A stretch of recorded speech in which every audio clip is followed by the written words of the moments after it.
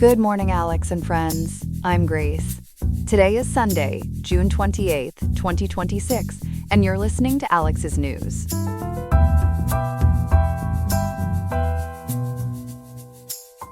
In Riverside, we are expecting a high of 79.2 degrees today, with temperatures cooling off to a low of 63.1 overnight.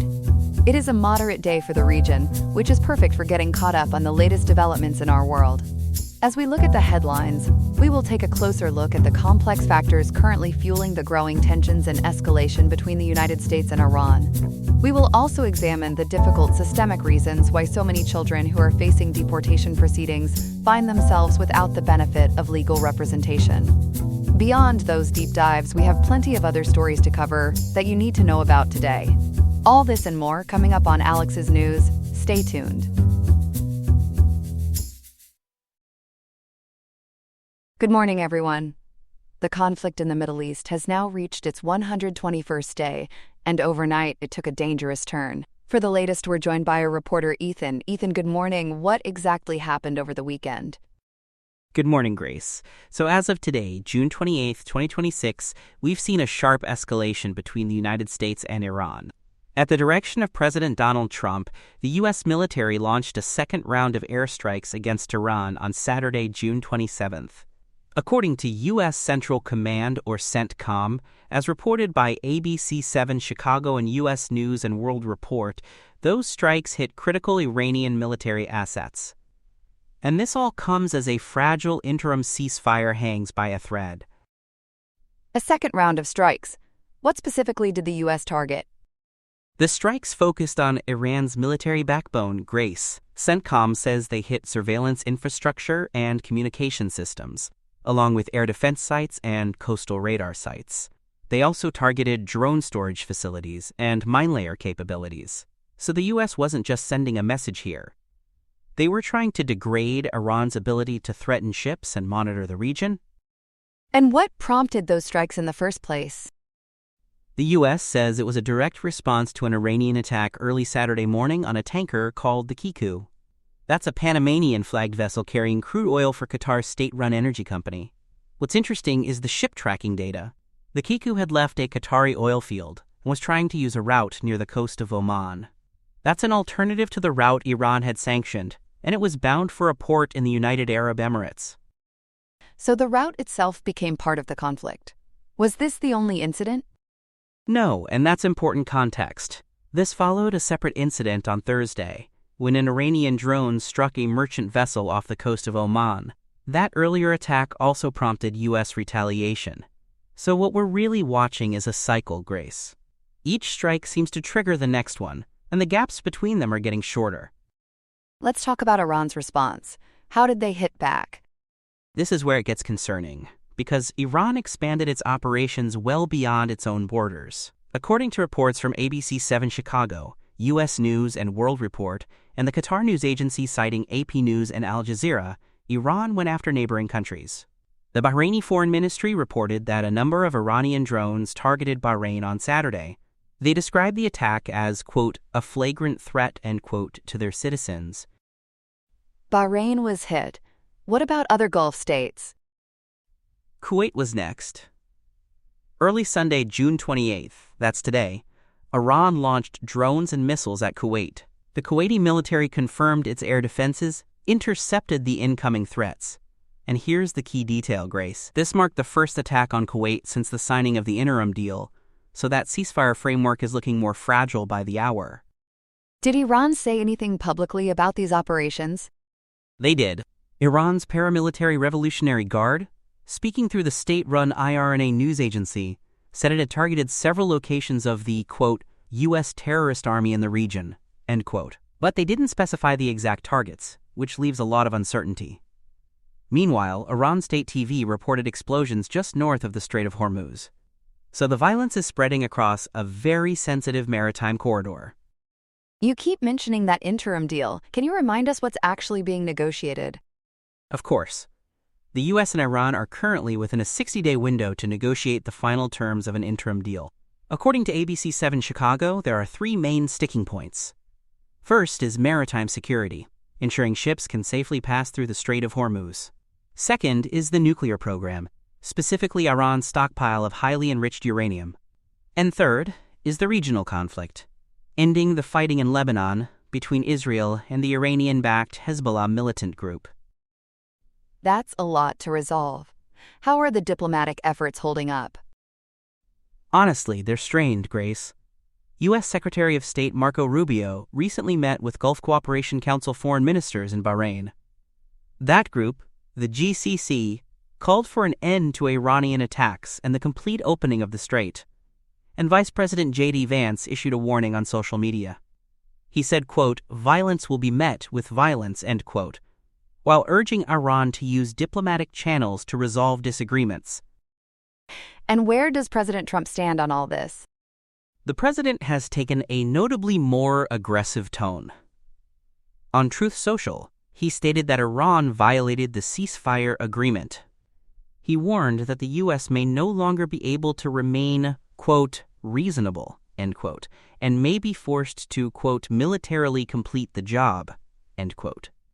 And then he added something striking.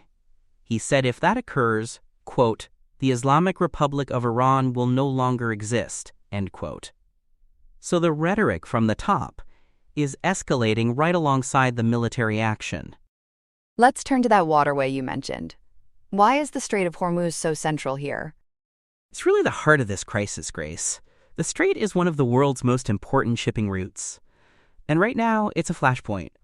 A multinational maritime body overseen by the U.S. Navy announced Saturday that it would expand the route near Oman to handle both inbound and outbound traffic. But there's a serious warning attached. The Joint Maritime Information Center told mariners the threat remains, quote, "substantial," end quote, specifically pointing to the presence of naval mines. Naval mines? That sounds incredibly dangerous for civilian ships. It is, and it complicates everything. On top of that danger, Iran insists the strait is under its governance. Ibrahim Azizi, who heads the Iranian parliament's National Security Commission, said the rules must be respected. Iran has even warned that it will begin charging transit fees for ships passing through. That's a major escalation in itself, because it challenges decades of international maritime norms. How have the U.S. and Gulf states responded to that fee demand? They've flatly rejected it. The U.S. and Gulf Arab states maintain that the strait is an international waterway, despite being the territorial waters of Iran and Oman. So you have two completely opposing views of who controls one of the most vital oil routes on the planet. And that disagreement isn't just diplomatic, it's now playing out with drones, missiles, and mines in the water. What does all this mean for the ships actually trying to get through? It's caused real disruption, Grace. The International Maritime Organization halted a ship evacuation effort on Friday. They said they won't resume until they get guarantees that vessels won't be attacked. Now, there is some movement. Approximately 115 ships have successfully exited the strait recently, but the United Kingdom Maritime Trade Operations Center reported yet another tanker attack on Saturday, though thankfully the crew remained safe. So even with ships getting out, the danger clearly hasn't passed. Exactly right. The successful exits show some traffic is still flowing, but every voyage is a gamble right now. With mines in the water, drones overhead, and both sides trading strikes, the margin for error is razor thin. And remember, the clock is ticking on that 60-day negotiating window. If diplomacy fails, the situation could deteriorate very quickly.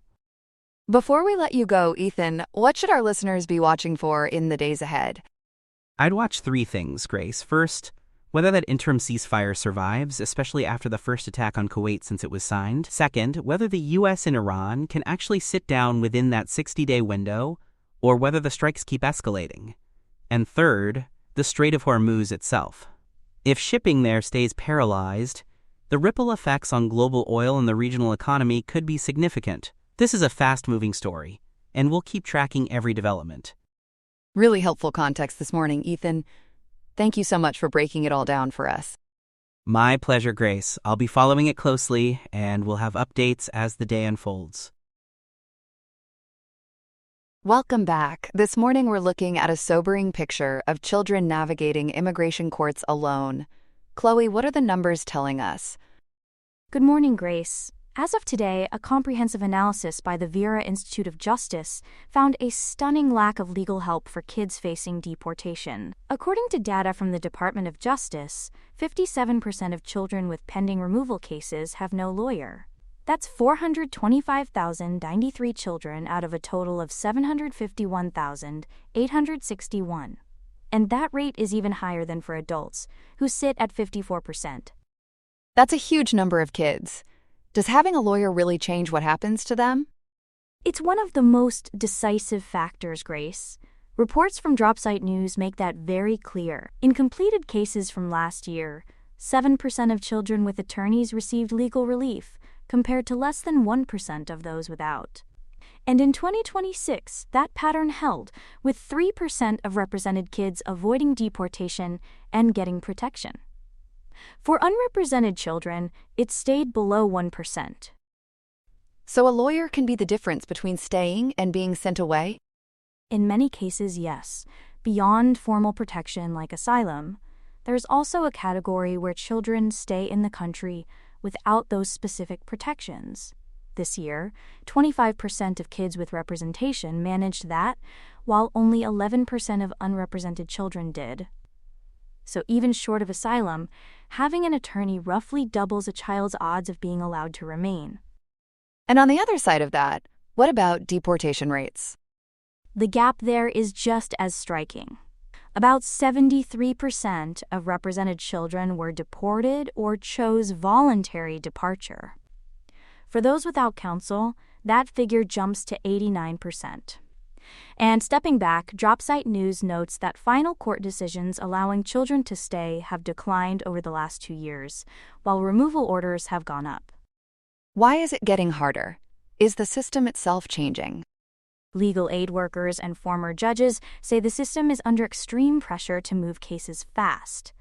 Dropsite News reports the use of something called mega masters. Those are mass hearings where up to 100 individuals may be scheduled in a single morning. Imagine a child trying to understand all of that without a lawyer beside them. 100 people in a morning. What do the judges themselves say about that pace?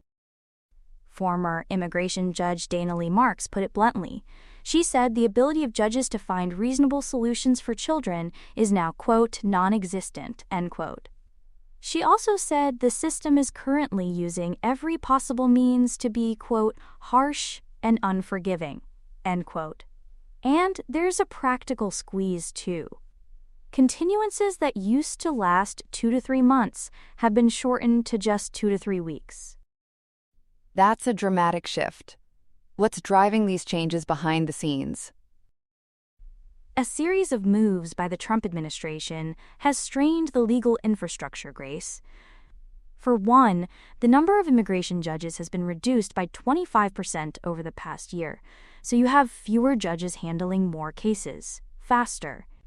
That combination is part of why advocates say children are falling through the cracks. And what about the lawyers who help these kids? Has their funding been affected? It has, and the timeline is important. Back in February 2025, about 16 months ago, the administration issued a stop work order to legal service providers funded by the Department of Health and Human Services. That order was rescinded after just 3 days, but then HHS went on to terminate major federal grants for representing unaccompanied minors. So even with the grants ended, didn't a court step in? Yes, a federal judge ordered the funds restored. But here's the catch. Legal aid organizations say the money is now coming only in 3-month increments while the government appeals. That kind of uncertainty makes it nearly impossible to plan or keep staff on board for the long haul. How are the organizations on the ground holding up under that? It's been painful. Take Kids in Need of Defense, known as KIND, which previously drew 68% of its budget from federal sources. With funding arriving in those short bursts, the group has been forced to cut staff. And when these organizations shrink, fewer children get matched with an attorney, which loops right back to those grim outcomes we talked about earlier. Let's put a face to this. You mentioned a specific child's case. I did. His name is Wilfredo Hoyos Gomez, a 10-year-old Venezuelan boy. He appeared in a Texas immigration court back in April, unaccompanied and without a lawyer. His mother remains in ICE custody in Houston, so this little boy was essentially facing the court system on his own. Where is the government trying to send him? This is the part that stops you, Grace. The Department of Homeland Security is seeking to deport Wilfredo to Ecuador. The thing is, he's never lived there. He's Venezuelan, with no real connection to Ecuador, and yet that's the destination on the table for a 10-year-old. What does the government say about cases like his and about families being split up? A DHS spokesperson pushed back on the idea of family separation. The spokesperson claimed that ICE does not separate families, and said parents are given the option to be removed with their children or to designate a safe guardian. The administration is also offering undocumented individuals $2,600 and a free flight to self-deport. When pressed on these specific cases, both the Justice Department and ICE did not respond to requests for comment. Before we go, you mentioned the data itself has some gaps. What should listeners keep in mind? That's right, and the Vera Institute was upfront about it.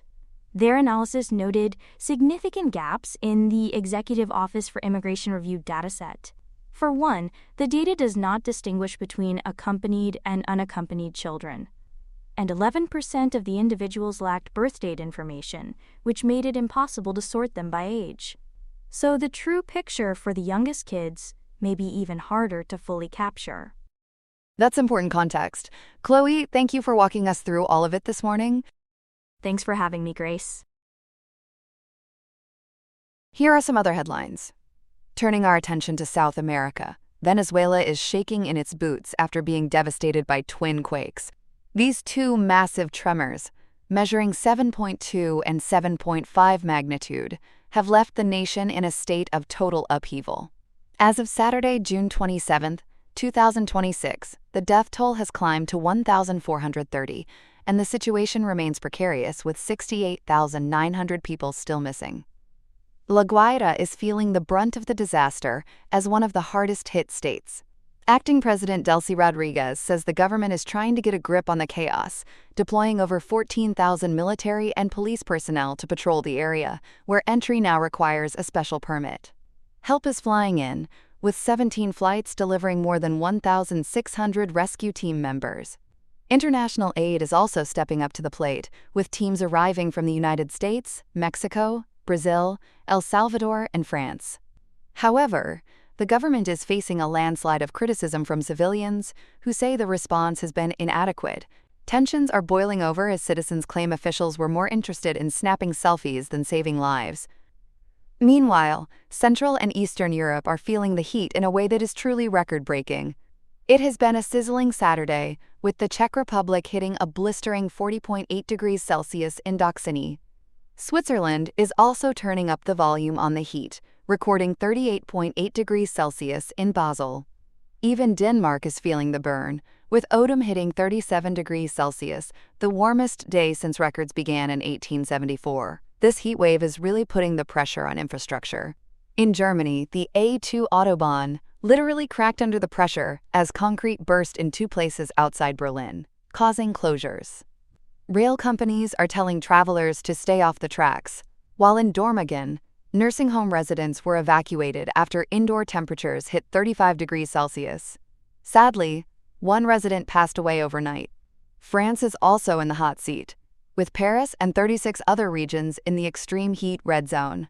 Paris hospitals are feeling the squeeze, with nearly 3,000 people seeking emergency care daily. The heat has even dampened the mood for entertainment, leading to a canceled music festival and a postponed Paris Pride March. Finally, in Washington, President Donald Trump is shaking up the ranks at Immigration and Customs Enforcement. In a Truth Social post, the president announced his nomination of Lance Schroyer for ICE director. Schroyer, a former Oklahoma State trooper and Marine with a 29-year career in law enforcement, is stepping into a role that has been in flux since Todd Lyons resigned in May. The agency is currently on a growth spurt following a $75 billion injection last year, which added 12,000 officers to the force. This nomination comes at a tense time, as the public continues to reel from immigration raids in Minneapolis that tragically left 2 United States citizens dead. That's all we have for now. Today's episode was made by Alexander King with Claude Opus 4.8, Gemini Pro 3.1, Gemini Flash 3, and Google Cloud Text-to-Speech. I hope you have a great day. I'll see you tomorrow, Alex.